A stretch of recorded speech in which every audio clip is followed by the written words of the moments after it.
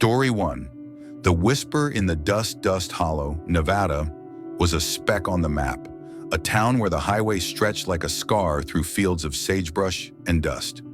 The Rusty Spur, a dive bar with a flickering neon sign and a jukebox stuck on classic rock, was its beating heart, drawing truckers, locals, and the occasional lost soul.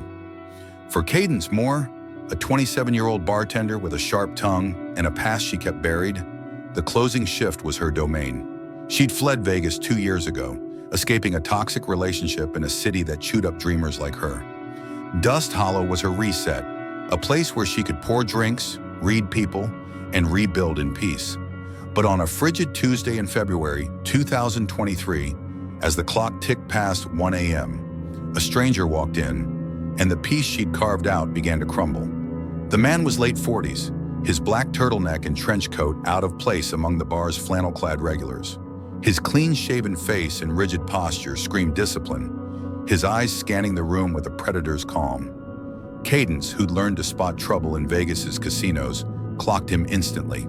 He moved with purpose, taking a bar stool near the jukebox, his gaze lingering on her as she wiped down the counter. She poured his top-shelf whiskey, noting his manicured hands and the faint scent of expensive cologne. "You like working here?" he asked, his voice smooth, almost too polished. Cadence, used to deflecting, gave a practiced smile, joking about trading dreams for tips. His laugh was hollow, a performance. Their conversation started innocently. Dust Hollow's history, the bar's quirks. But Cadence sensed a hidden agenda. He asked about her ambitions, probing whether she'd ever wanted something bigger. The question wasn't unusual, but his intensity was, his eyes searching for a weakness. She brushed it off, saying she was happy enough, but his disappointment was palpable, a shadow crossing his face. Then abruptly he asked what time she got off. The question hit like a warning shot.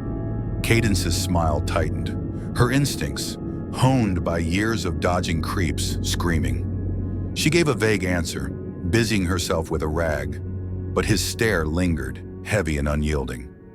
Without another word, he slid a crisp $100 bill across the counter, far too much for a single drink, and walked out, the door creaking shut behind him. The encounter left Cadence rattled, a feeling she hadn't known since Vegas.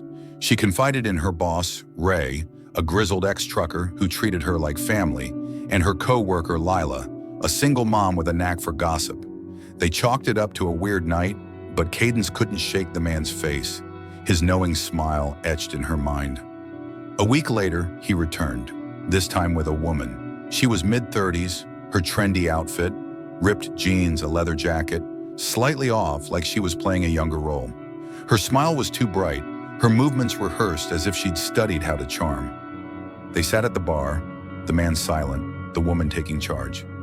"You're so pretty," she said, her fingers brushing Cadence's arm, lingering just long enough to raise goosebumps.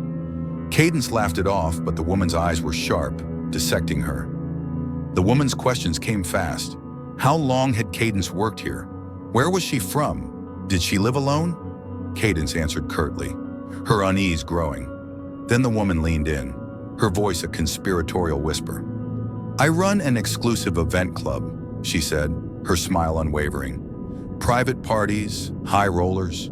You'd make 10 grand for a weekend. Fun, safe, exclusive." The offer was absurd, a siren's call wrapped in danger. Cadence forced a laugh, saying it sounded like a scam, but the woman pressed, her words circling like vultures. "Step outside," she urged. "Someone can explain it better." Cadence's blood ran cold. She glanced at the security camera, its red light a small comfort. "I'm good," she said, her voice firm. Just then, a group of locals stumbled in, their laughter breaking the spell. The woman's smile faltered and she and the man left without a word, their departure swift and silent. Cadence told Ray and Lila, who agreed to keep watch. Ray promised to be a call away, and the bar's cameras offered some reassurance. But the incident lingered, a splinter in Cadence's mind. She started noticing small things, a car idling too long across the street, a shadow moving in the gravel lot's periphery. One night while closing, she heard a crunching sound outside, like footsteps on gravel, echoing the unease she'd once felt on a wooded path with a friend years ago. She brushed it off, but the memory of that night, quickening her pace under streetlights, made her grip her keys tighter. A month later, the woman returned alone. It was a slow Wednesday, past midnight, the bar nearly empty. The door creaked open, and Cadence's heart sank as she saw that artificial smile. She texted Ray under the counter, her eyes locked on the woman who sat at the bar, hands folded neatly. "Thought I'd check on you," the woman said, her voice dripping with false warmth. Cadence, fighting panic, said they were closing and asked her to leave. The woman pouted, requesting an old-fashioned. Cadence hesitated, then turned to mix the drink, hoping to stall. That's when she heard it, a soft click as the front door shut. She spun around, but the woman was gone. Through the glass, Cadence saw a black van idling outside, its windows dark. Then came a metallic rattle from the back door. Someone was trying to get in. Fear surged, but Cadence grabbed a metal shaker, its weight a lifeline, and dialed 911. She considered bolting out the front but froze, knowing the van was waiting. The rattling grew frantic, a deliberate attempt to flush her out.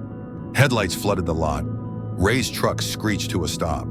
The back door's noise ceased, and the van peeled out, its tires screaming.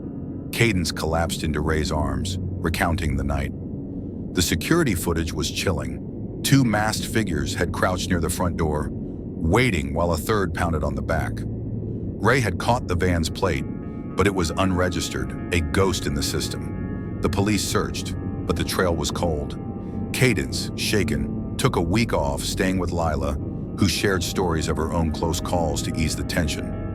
When Cadence returned, Ray ensured she never worked alone. But the bar felt different, its shadows deeper. Months later, a new lead emerged. A trucker, a regular named Hank, mentioned a similar incident at a bar in Reno. A bartender approached with a lucrative job offer, followed by a van and masked figures. Cadence, working with the police, dug deeper, uncovering a pattern. Young women in rural bars targeted with promises of wealth, then intimidated or worse. The man and woman were part of a network, their motives unclear: trafficking, extortion, or something darker. Cadence installed a panic button behind the bar and started carrying a small knife, her Vegas instincts reborn. Now, in 2025, Cadence still pours drinks at the Rusty Spur, but the highway feels like a no man's land. She checks the lot before closing, her eyes scanning for that van, her ears tuned for footsteps in the dust. Dust Hollow's neon glows, but for Cadence, the night is a battlefield, and the whispers of those strangers linger like ghosts. Story 2. The ghost at the pumps. Highway 17 was a forgotten vein of asphalt, cutting through pine forests and empty fields in northern Oregon. The Starlight Gas and Go, a relic from the 70s, stood alone, its neon sign flickering like a dying star. For Travis Kane, a 24-year-old former mechanic with grease-stained hands and a dream of opening his own shop, the night shift was a means to an end. He'd grown up in nearby Pine Creek, a town where everyone knew your business, and the station's solitude was a welcome escape. But on a chilly March night in 2024, as the clock hit 2:30 a.m., solitude became a cage when a figure appeared at the pumps. Travis was restocking energy drinks. The coolers hummed, the only sound in the empty store. He stepped outside for air, his breath clouding in the cold, the lot deserted under a hazy sky. The highway was silent, the woods beyond swallowing light and sound. He rubbed his hands, remembering a night years ago when he'd heard a strange noise running with a friend, a moment that had quickened his pace.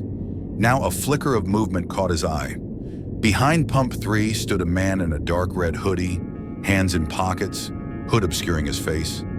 No car, no reason to be there. Travis's gut twisted. He'd been outside minutes ago and seen nothing. The man didn't move toward the store, just stood, half-turned, watching. Travis returned inside, keeping the figure in his peripheral through the glass, hoping a car would pull up and explain the stranger's presence. But the man began to move, slow at first, then with purpose, pushing through the door like a decision had been made. He approached the counter, silent, his eyes hidden in shadow. Travis, forcing calm, asked what he needed. The man's voice was rushed, almost scripted. His car had broken down just before the pumps. He needed a jump or some gas. Travis's skepticism spiked. There was no car in sight. He offered to call a tow truck, but the man shook his head. Too quick. insisting on a flashlight or help with the hood. The words felt like bait, the man's gaze a test. Travis asked where the car was parked, and the man pointed to the monitor behind the counter. Travis turned, and there it was, a sedan parked just beyond the highway entrance, its presence jarring. He hadn't seen it earlier, hadn't heard it pull up. Then he saw it, a shadow near the car's bumper, someone crouching, barely visible. Dread hit like a punch. Travis forced a smile, saying he'd help but needed his phone from the back. He moved deliberately, heart pounding, and the moment he was out of sight, he slammed the panic button. The alarm shrieked, piercing the silence. He braced for an attack, but the man's reaction was worse. His nervous energy vanished, replaced by a chilling calm. A slow, knowing grin spread across his face, as if the alarm was part of a game he'd already won. Before Travis could react, the man bolted, not toward the car, but into the woods, a second figure emerging from the shadows to follow. Travis checked the monitors, his hands shaking. The car sat untouched, engine off, headlights dark. When the police arrived, they found the passenger door open. A third person had been inside, unseen. The car was stolen, reported missing a week earlier, 100 miles away. No footprints led from the scene, no trace of the men. Travis quit the next day, moving back to Pine Creek, where he took a job at a local garage. But the incident wasn't over. A month later, a friend, Sarah, who worked at a diner down the highway, told Travis about a similar encounter. A man with a rehearsed story, a car that appeared from nowhere, and a shadow waiting in the dark. Travis, haunted, contacted the police, who linked the incidents to a string of unsolved cases along Highway 17. The men were part of a crew, preying on isolated workers, their motives a mystery, robbery, abduction, or something more sinister. Travis started digging, talking to other night shift workers, piecing together stories of strange cars and shadowed figures. He installed cameras at his new apartment, a precaution born of sleepless nights. One evening, while closing the garage, he heard a faint crunching sound outside, like footsteps on gravel, echoing that long-ago run. He froze, his flashlight sweeping the lot, but found nothing. Now, in 2025, Travis works days avoiding the dark. Highway 17 stretches on, but for Travis, the woods hold a secret, and that grin haunts his dreams. Story 3, The Trap in the Isles, Cedar Pines, Colorado, was a town of strip malls and quiet dreams. Its Walmart, a monolith glowing under the stars. For Riley Parker, a 22-year-old college student saving for a degree, the night shift in the electronics section was a grind. Stocking shelves, dodging weirdos, and dreaming of a future beyond the fluorescent haze. She'd moved to Cedar Pines for school, renting a basement apartment to gain independence, though the creaky stairs and frosted glass door sometimes felt like a trap. The store was quiet at 2 a.m., its customers a mix of night owls and truckers. But 2 weeks ago, in April 2025, Riley's routine shattered when she realized she was being hunted. She first noticed him in the clearance aisle, a man, 30s, unremarkable in a jacket and cap, lingering too long. He didn't browse, didn't pick up items, just hovered, always in her periphery. Riley, who'd once felt uneasy hearing footsteps outside her apartment, told herself it was nothing, but her gut screamed.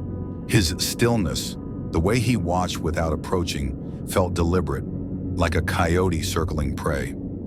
She reached for her radio, but the batteries were dead, a small oversight that now felt like fate. She debated finding a manager when a hand gripped her arm. Riley flinched, but a woman's voice cut through, loud and cheerful. "There you are." The woman, 40s, with a too-wide smile, acted like they were old friends, rambling about a fictional trip. Riley, confused, played along until the woman leaned in, her voice an urgent whisper. "That guy's been recording you. Follow me." Riley's stomach dropped. She glanced back. The man was closer, staring openly, his hand in his pocket. Fear propelled her forward, the woman's grip firm as she led Riley through the aisles, her chatter a shield against the silence. The woman's act was flawless, but as they moved past the registers, Riley's relief soured. The store grew quieter, the warehouse section looming, its dim lights casting long shadows. Beyond it was the side exit, unmonitored, used for shipments. The woman's pace didn't slow, her grip tightening as Riley hesitated. "He's still out there," the woman insisted. But Riley's instincts, sharpened by nights in her basement, listening for footsteps, screamed. She'd never given her name, yet the woman had used it, a detail that landed like a blade. They were heading for the exit, and the man was nowhere in sight. Riley planted her feet, yanking her arm free. "Let go," she said, her voice steady despite her racing heart. The woman's smile twisted, something cold flickering in her eyes. "Just a little further," she urged, tugging harder. Riley screamed, the sound echoing through the empty store. The woman's facade cracked, and she yelled Riley's name, a desperate plea to return. Riley ran, her footsteps pounding as she reached the front, colliding with a co-worker, Mike, who'd heard her cries. Security was called, but the woman and man were gone, vanished into the night. The footage confirmed Riley's fears. The two had entered together, the man's face clear, the woman's always obscured. The police labeled it a failed abduction, but no arrests were made. Riley, now on day shifts, couldn't shake the woman's voice, the way she knew her name. She started researching, finding similar cases. Night shift workers targeted in big box stores, lured by false allies. A co-worker, Jess, revealed she'd seen the man before, lingering in the parking lot weeks earlier, watching employees leave. Riley, shaken, moved out of her basement apartment, its isolation too much like the store's empty aisles. One night, closing up, Riley heard a faint rattle outside, like a doorknob twisting, echoing a scare from her teenage years when her dog had sensed an intruder. She froze, her flashlight sweeping the lot, but found nothing. Now, in 2025, Riley works days, her eyes scanning every face. Cedar Pine's Walmart glows, but for Riley, the aisles are a maze, and the woman's voice echoes in the dark.